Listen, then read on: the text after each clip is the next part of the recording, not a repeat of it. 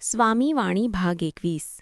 आपले स्वामी बोलतात, "अगं लिंबे, हा वृद्ध तेली तुझा पूर्वजन्मीचा नवरा आहे.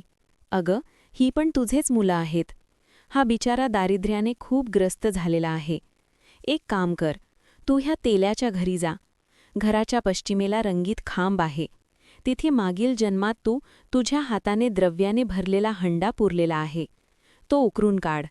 त्यातील सर्व द्रव्य तू ह्या तेल्याला दे. त्या बिचाऱ्याचे दारिद्र्य जाईल एकदाचे." स्वामी भक्त हो.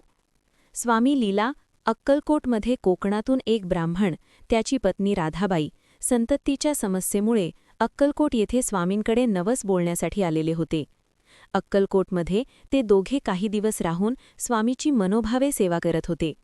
इकडे स्वामींची कीर्ती ऐकून एक मोलमजुरी करणारा 75 वर्षाचा वृद्ध तेली दारिद्र्याने ग्रस्त म्हणून स्वामींकडे साकडं घालण्यासाठी येतो.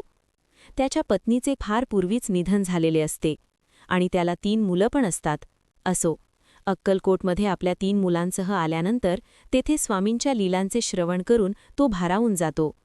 स्वामी सेवा मनोभावे केल्यास, स्वामींवर अटूट श्रद्धा ठेवल्यास आपली मनोकामना पूर्ण होणार हा विश्वास त्याच्या मनात जागृत होतो आणि ह्याच विश्वासाने तो काही दिवस तेथे सेवा सुरू करतो.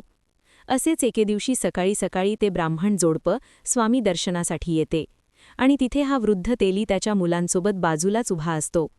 ब्राह्मण जोडपं स्वामींच्या समोर येताच स्वामी अचानक ब्राह्मण पत्नी राधाबाईकडे तिच्या मागील जन्माच्या नावाने हाक मारून बोलतात, "अगं लिंबे, हा वृद्ध तेली तुझा पूर्वजन्मीचा नवरा आहे.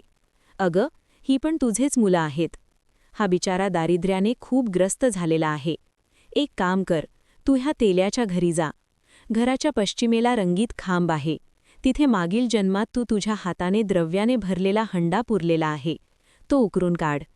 त्यातील सर्व द्रव्य तू ह्या तेल्याला दे. त्या बिचाऱ्याचे दारिद्र्य जाईल एकदाचे." स्वामी भक्त हो.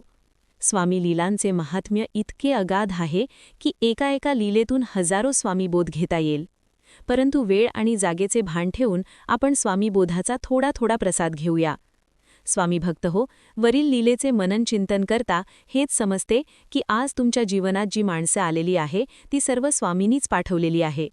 लौकिकदृष्ट्या जरी आपण पतीपत्नी वा पितापुत्र वा बंधुभगिनी वा मित्रमैत्रीण वा एकमेकांच अनोळखी असाल, पण स्वामी भक्त हो, आपल्यात एक अटूट नाते आहे, ते म्हणजे स्वामी भक्ताचे, स्वामी सेवेकऱ्याचे.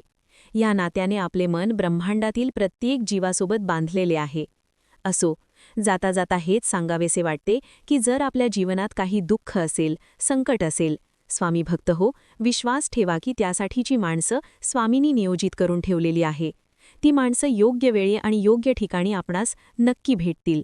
तोपर्यंत आपणास श्रद्धा आणि सबुरी ठेवून आपले कर्म करत राहायचे आहे. स्वामी भक्त हो, ही स्वामींची काम करण्याची पद्धत आहे. बोला धन्यवाद स्वामी, कोटी कोटी धन्यवाद.